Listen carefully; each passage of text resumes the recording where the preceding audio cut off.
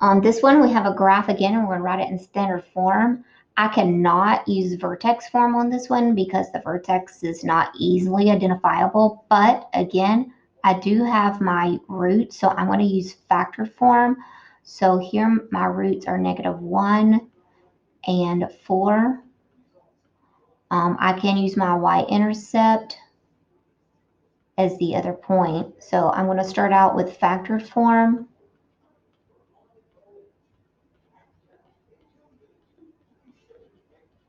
So my p-value is -1, my q-value can be 4. So we're going to have x minus -1 and x minus 4. Now I'm going to plug in my y-intercept. I'm so sorry. My y-intercept for x and f of x.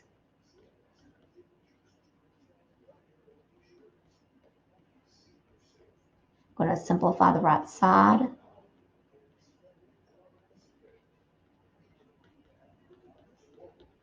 And solve.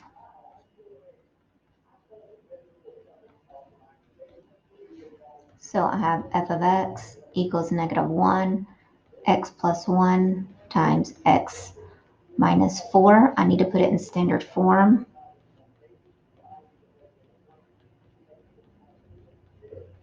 Combine like terms.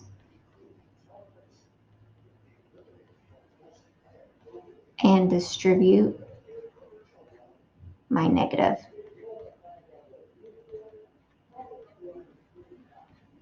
And so standard form.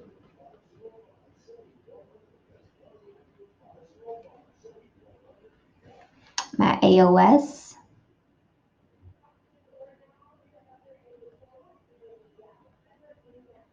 Since we can't see our vertex easily, we're going to have to do -b. So remember to find the x, the AOS, -b over 2a. So -3 over 2 times my -1. And we get positive 3/2. So x equals 3/2. And then we can find the vertex. So this is going to be a little ugly, but that's okay. So we're going to take the x and to get the y part. So we know our first part of vertex is 3/2.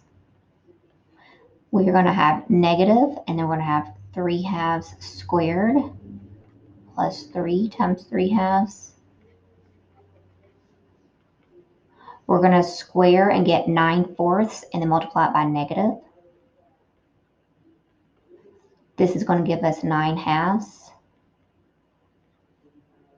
So to combine these, we can find a common denominator, which is going to be the 4. So I doubled the denominator, so I'm going to double my numerator. So here my denominator was a 1, so I multiplied it by 4, so I had to multiply my numerator times 4. So 18 and 16, what is that, 24 over 4 minus 9/4. So again, this is all the y part. And then when we subtract 24, that's going to give us 15, and it is positive. So we have 15/4. And my zeros are -1 and 4. My range, I keep saying that, my domain is all real numbers.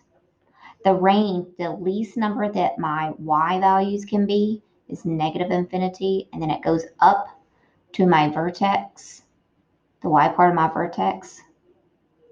This was a doozy of a problem, wasn't it? It's increasing on the left side of my AOS. Okay, so from -infinity up to 3/2.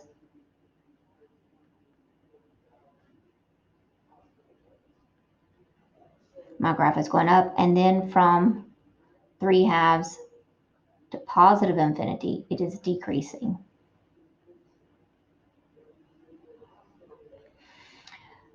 My AROC, so we know, so we need 2 points.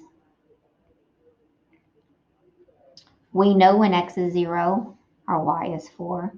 Now, when x is negative 4, so I'm going to take my equation right here, and I'm going to plug in negative 4. So when x is negative 4,